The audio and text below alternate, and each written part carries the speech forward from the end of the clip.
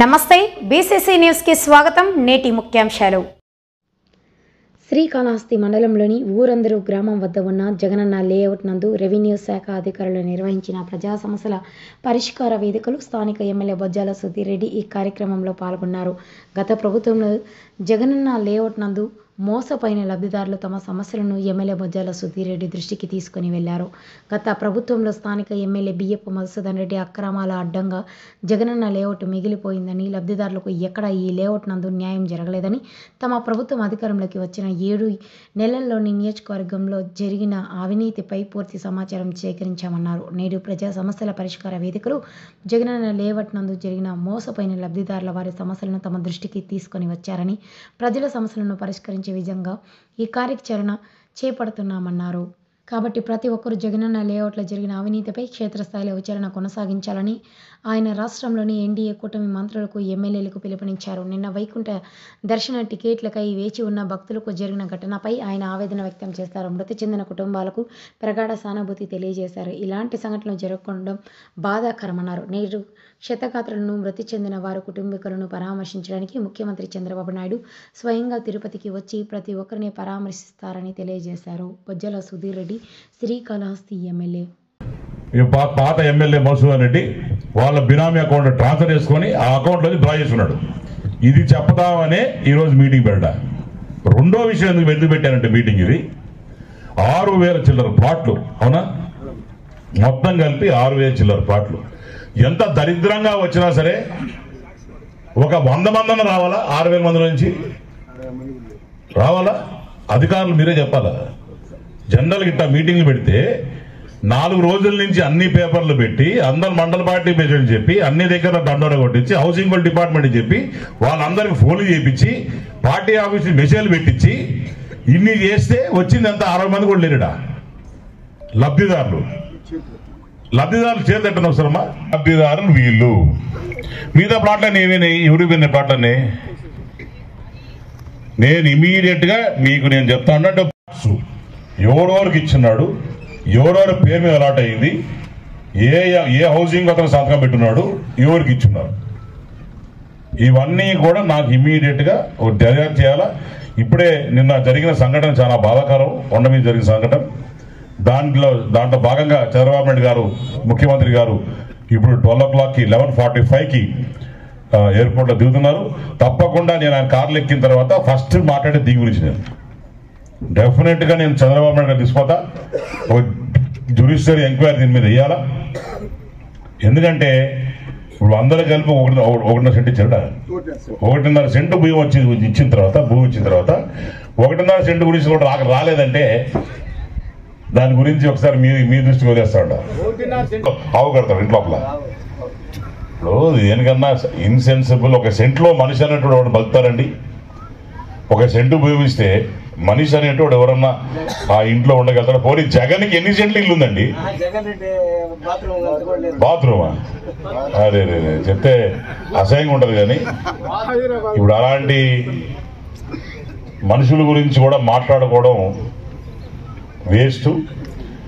నిజంగానే నేను ఈరోజు ఈ జగనన్న కాలనీకి ఒక శ్రీకారం చుట్టబోతున్నాం. ఓవరాల్ స్టేట్లో కూడా ప్రతి జగనన్న కాలనీ దగ్గర ప్రతి ఎమ్మెల్యే కూర్చొని ఇదే రకంగా ఎంక్వైరీ స్టార్ట్ చేయాలా. డిపార్ట్మెంట్ అందరూ పిలిపించాలా, లబ్ధిదారులను పిలిపించాలా. అసలు లబ్ధిదారులు ఎవరు ఏందనేది కూర్చొని ఎంక్వైరీ చేయాలని చెప్పి నేను స్టేట్లో ఉన్న ప్రతి ఒక్క ఎమ్మెల్యేకి అడుగుతున్నా. అట్లనే హౌసింగ్ మినిస్టర్ కూడా నేను డైరెక్ట్గా రిక్వెస్ట్ చేస్తున్నాను. మీడియా మిత్రుల ద్వారా చంద్రబాబు నాయుడు గారిని, నారా లోకేష్ గారిని, పవన్ కళ్యాణ్ గారిని, హౌసింగ్ మినిస్టర్, కన్సర్న్ మినిస్టర్ గారిని నేను మీ ద్వారా రిక్వెస్ట్ చేస్తున్నాను. అన్ని దగ్గరలో కూడా ఈ జగనన్న కాలనీ గురించి ఒక ఎంక్వైరీ జరగాలి. ఎంక్వైరీ జరగమని చెప్పి అధికారులకు ఇస్తే కుదరదు. మనమే నేను ఇచ్చినట్టు పేపర్ యాడ్స్ ఇచ్చి 3-4 days పేపర్ యాడ్స్ ఇచ్చి వాళ్ళందరినీ రమ్మని చెప్పి ఇక్కడ కూర్చోబెట్టి మాడాల. ఇంకో తమాషా ఇక్కడే పవిత్రారెడ్డి ఇంకా వాళ్ళ బ్యాచ్ కూర్చొని ఒకసారి చేశారు ఇక్కడ, అవునా? మీరు అప్పుడు లేరనుకుంటా. పాగాల్లోనా? అటుపక్క అప్పుడేనా ఇప్పుడు పరిస్థితి?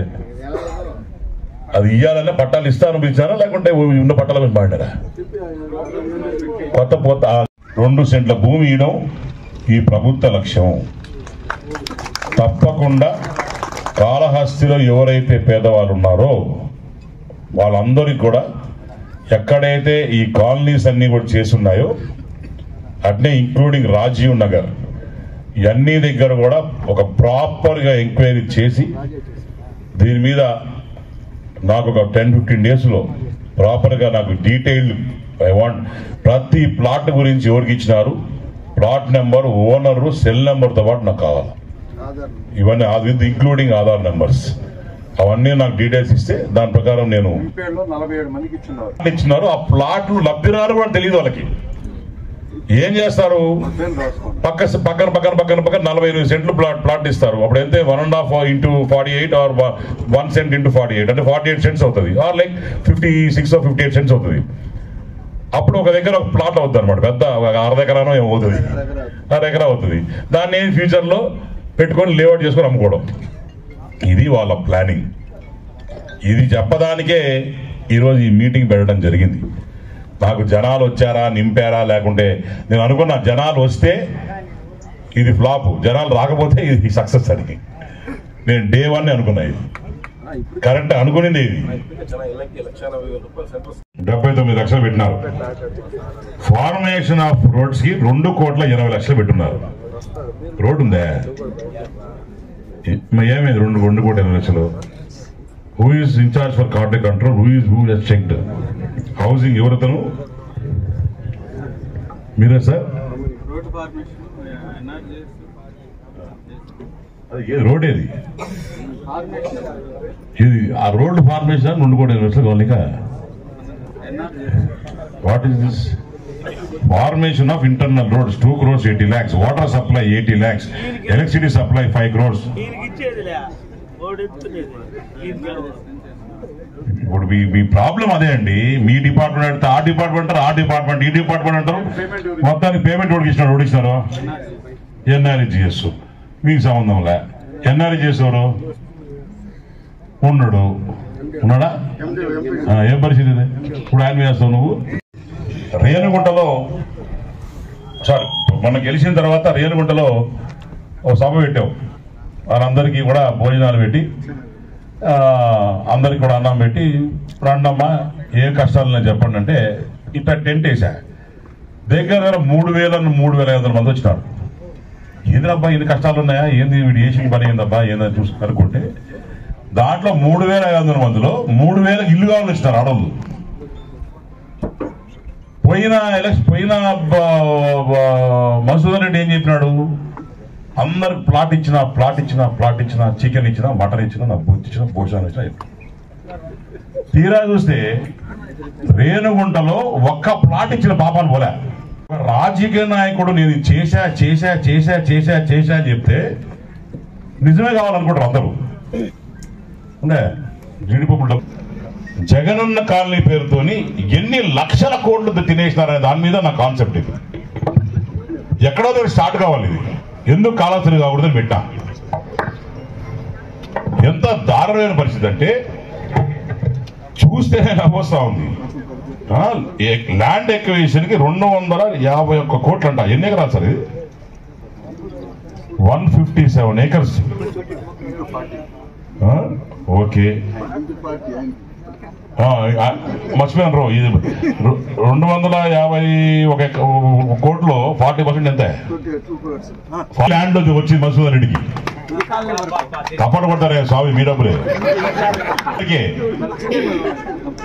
Chindepalli, my God. సార్ చూస్తారు, ఒక దీని అందరూ కూడా ఆలోచన చేయాలి. ఎందుకంటే 251 కోట్ల 79 lakhs, 251 crores, 79 lakhs లో 40% ఎమ్మెల్యే బడ్జెట్ అంటే ఇంచుమించు 100 కోట్ల రూపాయలు ఈ ఒక్క కాలనీలో పోయింది పాత ఎమ్మెల్యేకి.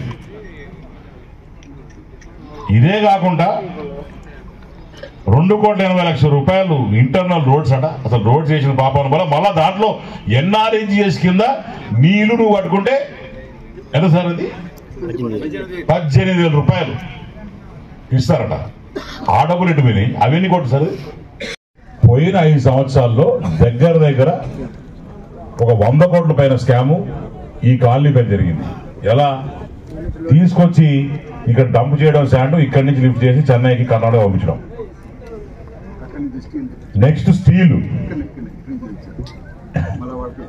స్టీల్ అనేది అప్పుడు స్పీకో లేకుండా ఇంకోటి ఫ్యాక్టరీస్ ఉన్నాయి మన దగ్గర. అక్కడి నుంచి తేవడం, డంప్ చేయడం, ఫోటో తీసుకోవడం, గవర్నమెంట్ పెట్టడం, తిరిగి స్టీల్ వాళ్ళకి అమ్మేయడం. మిమ్మల్ని ఇటువైపు మిమ్మల్ని కూర్చోమని చెప్పిన. సో బేసికలీ పాత గవర్నమెంట్ లో 2 రకాల స్కామ్ జరిగినాయి. కేశవ్ వచ్చినాడు ఊరందూరు నుంచి, 9 గుంటలు ఎంతో ఉండింది ఈయనకి ఇక్కడ. ఈయనకి 1 ఎకరా 90 సెంట్లు ఈయనకు ఉండింది. నేను అపోజిషన్ ఉన్నప్పుడు ఎలక్షన్స్ ఇంకొక ఎంత 14 లక్షలు వచ్చిందిగా ఎకరాకే. ఎకరా 10 లక్షలు నీకు ఇచ్చినారు. వాడికి ఎంత ఇచ్చినావా? 13,20,000 నీకు వాడికి ఇచ్చింది. ఎవడికి? అవతల వాళ్ళకి, నా బంధువు. అంటే ఈయనకు వచ్చిన డబ్బుల్లో దగ్గర 40